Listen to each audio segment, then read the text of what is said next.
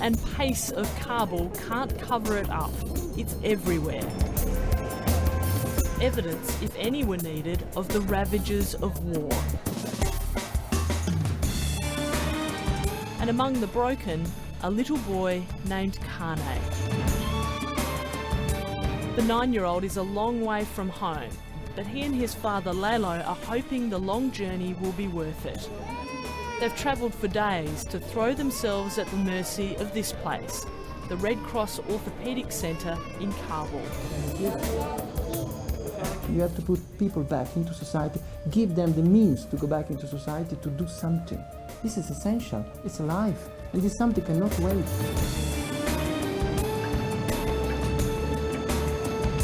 For the next few weeks, Khania will come under the wing of an extraordinary man and his extraordinary staff. Alberto Cairo is known here as the Angel of Kabul. And many of his staff have had to overcome the same plight as the little boy. In Afghanistan, the society gives pity, doesn't give the rights. This is the problem.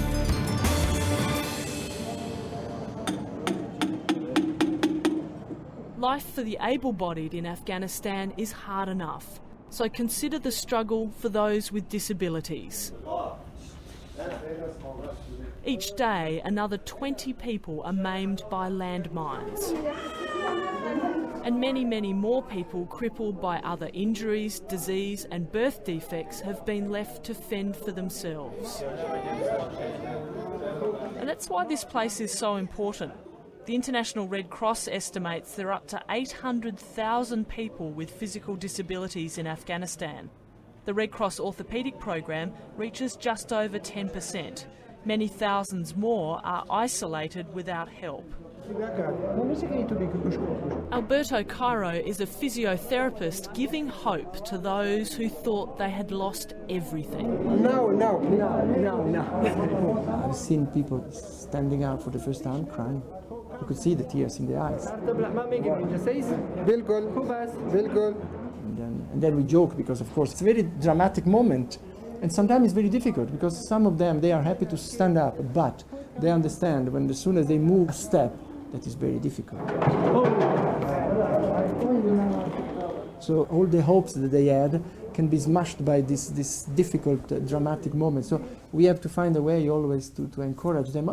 Congratulations, you did very well. So next step now. It's a very important moment.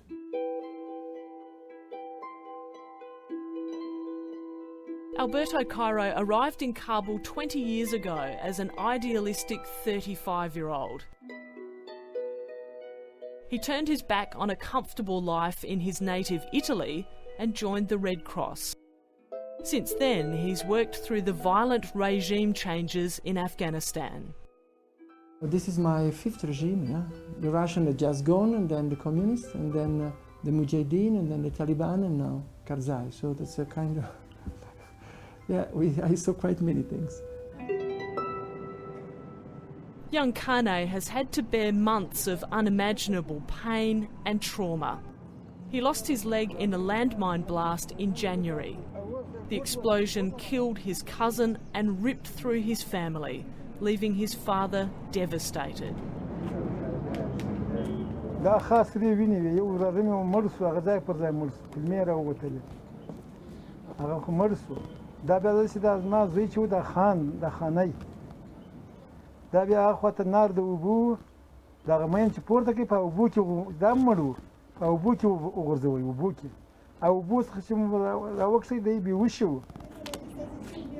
Now, months later, Khania is about to learn to walk for a second time in his short life. Soon he'll be fitted with his first prosthetic leg, but that will be just the start.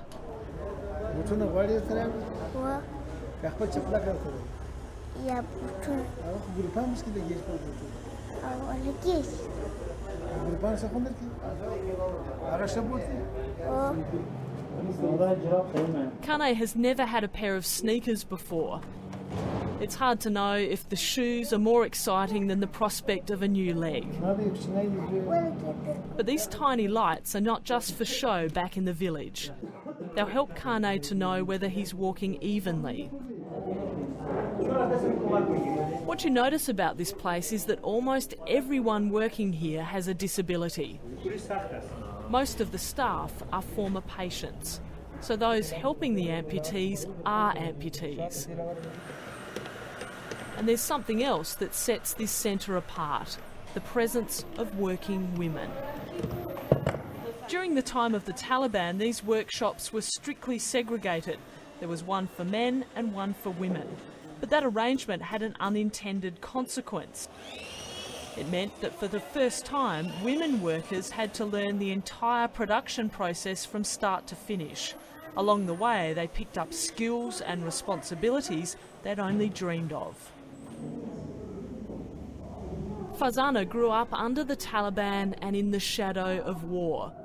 She stepped on a landmine when she was walking home from a neighbour's house. Farzana's leg was blown away in a terrible instant. She was only 14. او از سر بود. یک وقت فکر کردم که البته یک طوفان آمد مرا برد. اگه هوا بسیار گرم بود. پس که چشم مالش کم سعی کردم که پایم از اینجا نیست و این پایم بسیار خراب است، دستم بسیار اوگرشه. و فکر میکردم که البته تو کل دنیا القش در گردن ما افتیده. Farzana received an artificial leg from the Red Cross. She was also given a job in the laundry to help support her family. But right from the start, it was obvious she was highly intelligent and desperate to be educated. She asked only for one thing: education. She asked me, can you help me with my education, because I would like to learn. And this is something that I was very impressed by that. نه خیر نی، ما هیچ باور نمیکردم. بخاطر از اینکه ما وقتی که نو به وظیفه آمدم مثلا هیچ سواد نداشتم، هیچ مکتب نخوانده بودم. دیگه اینجا که آمدم مثلا بر تو بر ما معلم شخصی گرفت، از صنف اول تا 12 بر ما اینجا معلم گرفت. Farzana finished 12 years of school in only 7 years.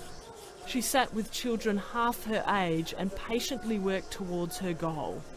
She's now the best technician at the Red Cross Centre and makes twice as many limbs as any other worker. That's remarkable, isn't it? Oh, unbelievable. I challenge anybody else in the world to do the same. It's incredible, and good quality, without dropping the quality. This is the point, because to make many things is not so difficult, but to keep the quality at that level. هیچ فکر نمیکردم که ما پس مثل یک آدم جور کار کنم یا راه بگردم یا به فامیلم قسم کال ما وظیفه میایم.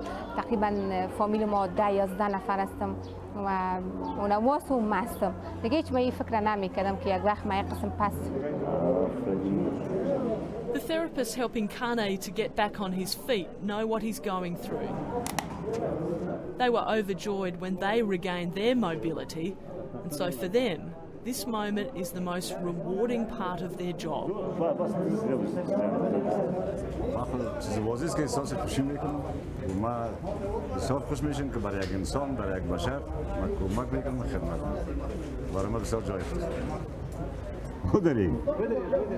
There's nervousness, relief, and then joy. Khania has to relearn what used to come naturally.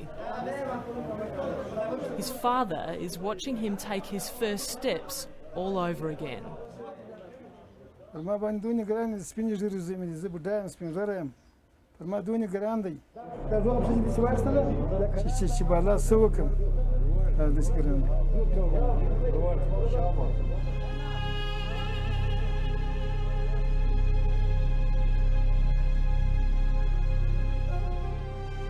Most of the 300 staff here have incredible stories to tell about the struggle back from life-changing loss. None, though, are more astonishing and inspirational than the story of Najmuddin Helal, now Alberto Cairo's second in charge. Sometimes I ask for advice when I don't know what to do, and I say, what do you think? Because I'm temperamental, so I have the tendency to explode and to take fast decisions. Sometimes he tells me, keep quiet a moment, calm down, and then, so this is, it's good for me. It's an inspiration and also is a good collaborator. Is it an important partnership for you, Mr. Najmuddin? Say yes. Yes, yes. Yes, yes. No, I think we need each other. I'm sure. Absolutely, we need each other. Yeah. Najmuddin Halal is a double amputee. He lost both his legs in a landmine blast when he was 18. After his accident, no one would give him a job because of his disability. So every day, for 5 years, he sat on a chair outside his family's home. I was thinking, would it be possible for me to stand again once in my life? Because for me, I did not see anybody without legs before that with artificial limb or with prosthesis, it is possible to walk. His father bought a chair for him, and they put the chair in front of the door on the street, so he could see people moving. At the end, people were calling the street where the disabled is sitting. You can imagine. And that was his life for 5 years. Awful. It's terrible, these kind of things. My chair was just there, over there. Najmuddin Halal eventually found the Red Cross. He was given 2 new legs and fulfilled his dream of walking again. I was there. Just there. When I stand, I thought I am on the sky. Really, after 1 year, I was just lying down, and then when I stand, I was feeling that maybe I am maybe 5 meters, 10 meters. Believe me, yeah. Now another generation plays in this neighbourhood, and the street is no longer named as the one where the disabled man sits. 5 years is a very, very long time. Is it difficult to imagine now that it was such a long time that you were sitting, not allowed to work? Even now, I cannot imagine that I have been for 5 years doing nothing.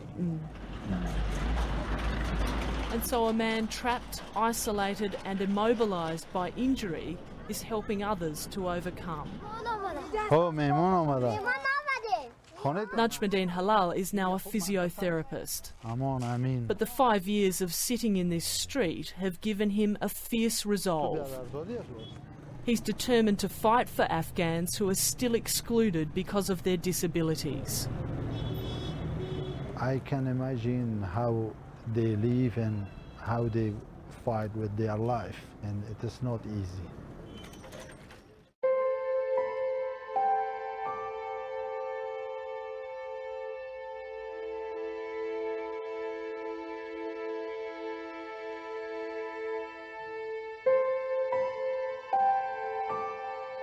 The orthopaedic program receives 6,000 new patients every year. The demand is overwhelming.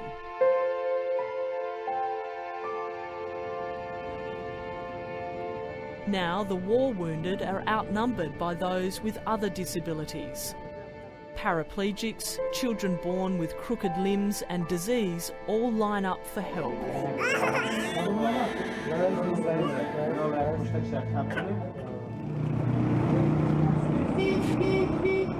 In 1994, the Red Cross decided it was unfair to only treat the victims of war in Afghanistan, so it opened these gates to anyone with a physical disability. That meant that families who had suffered in silence for decades finally had a safe haven.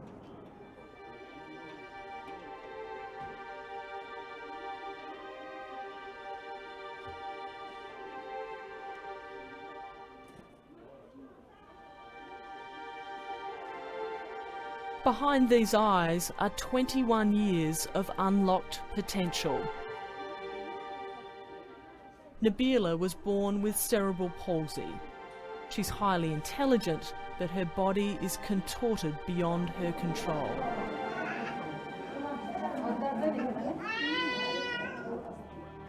هوشیاره از هوشیاری خیلی هوشیاره هوشیار است بیچاره دیگه دست پای نداره هوشیار است بیچاره چی کنه It's taken every bit of determination to get this far. Before she received a wheelchair and a walker, Nabila used to walk on all fours like a dog. Her mother carried her from place to place in search of help for 17 years. دیگه تا برنم میرفتم پشت میکردم خودم پشت میکردم تا که پایسکل نبود چرخ نبود دیگه در زمان خودش بیچاره اینجا تکرم انداختی همون انترکل میرفت خودش میرفت در زمین تا اینجا دیگه از اولی که بشکنم میتونست. Nabila was shaken by battles between government troops and the Mujahideen before she was even born. Her mother's in no doubt that the terror of all the explosions outside caused Nabila's state.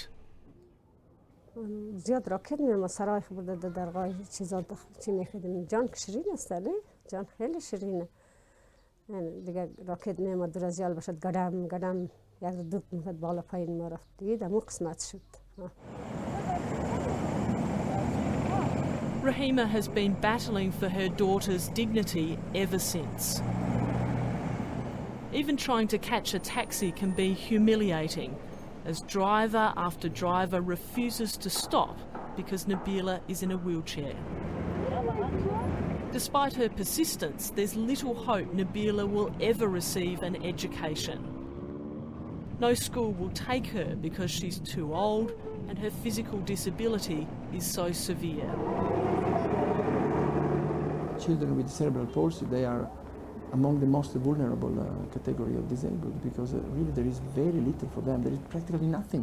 The family is left to fend by themselves. There is nothing to it's very difficult, it's very heavy. It's really a heavy burden on the shoulder of a family.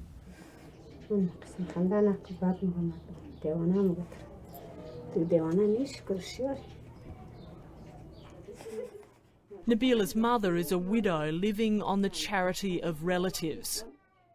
Her greatest fear is what will happen to Nabila when she's gone.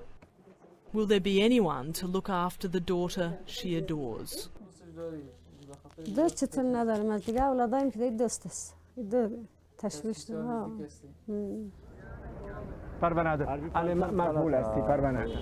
The patients at the Red Cross are prepared for the reality of life with few concessions. All the amputees need to conquer these obstacles before they're ready to leave. It's difficult, eh? Double amputation above the knee. If you have the knee, it makes the difference. Now, he's not fat. Fat people are so difficult for them. This is not Afghanistan. The concrete, this place is not Afghanistan. Afghanistan is there.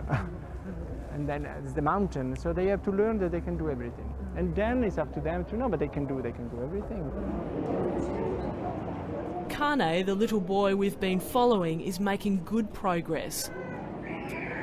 But he won't be allowed to go home until the therapists are convinced that he's walking properly. At the end of each day, his leg is taken back to the workshop to make sure he doesn't take it and leave. Khania has at least a week of practice ahead of him before he can go home to his family. But it's not just the walking. Khania is changing from a patient back into a lively Afghan boy. The first carefree smiles are back, and so too is the fun. After months of operations and hospitals, the past week has delivered some much-needed joy and progress for Khania. But he's now getting ready to return back home to Helmand, one of the most dangerous places in Afghanistan, and life for him is about to get a whole lot tougher. The desolation of the war in southern Afghanistan awaits him. His family and many others have lost their homes and are now living in a makeshift camp. داسې مشکل لرم چې بچیان مې ګر سره پر داغ نه نسته کور مور خو مړنګ دی کور خو نسته یو خیمه په چادر کې پر هغه وچ دښت باندې ناست اوس کور مور رنګ دی کور مم رنګ دی کور مور نه لرو په خیمه کې بچیان پرېږدي 3 میاشتې کېږي هغه و زنګ وایي چې موږ ولاکه ډوډۍ لرو چې وخورو شی نه لرو مردار بداره خاک په سر یې ما زړه ته بند پاتې یم څنګه وکړم. Lelo is desperate to get back and look after the rest of his family. But Khania's remaining leg still hasn't healed yet, and the prospect of him living in a camp where it can become easily infected has the Red Cross staff deeply worried.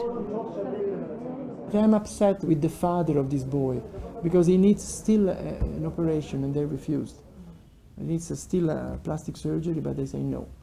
And I told him, listen, this is very bad what you are doing, but what to do? We cannot force.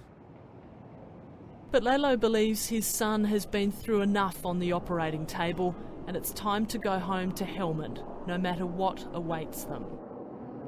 But the awful truth is that despite the hard work of landmine clearance teams, there are still thousands of mines buried across Afghanistan. The loss of one leg doesn't make Khania any less likely to encounter the dangers again.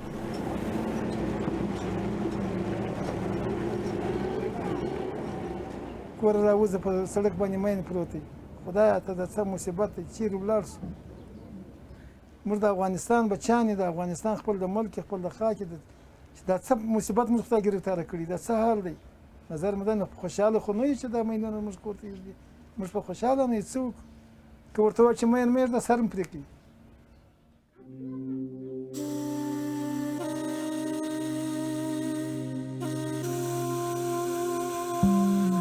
It's the civilians who continue to carry the burden of the war.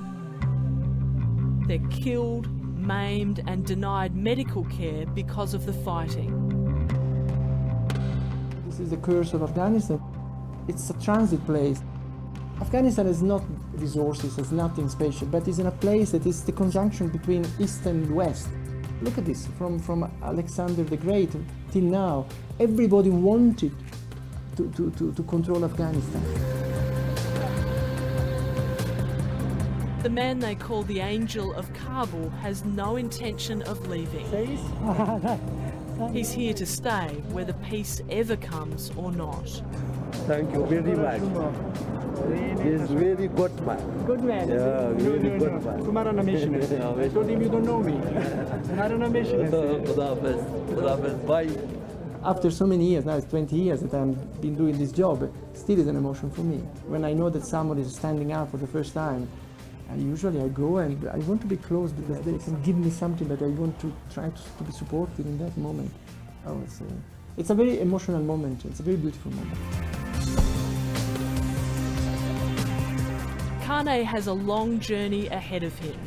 He'll be back again and again to the Red Cross as he grows up and he outgrows each new leg.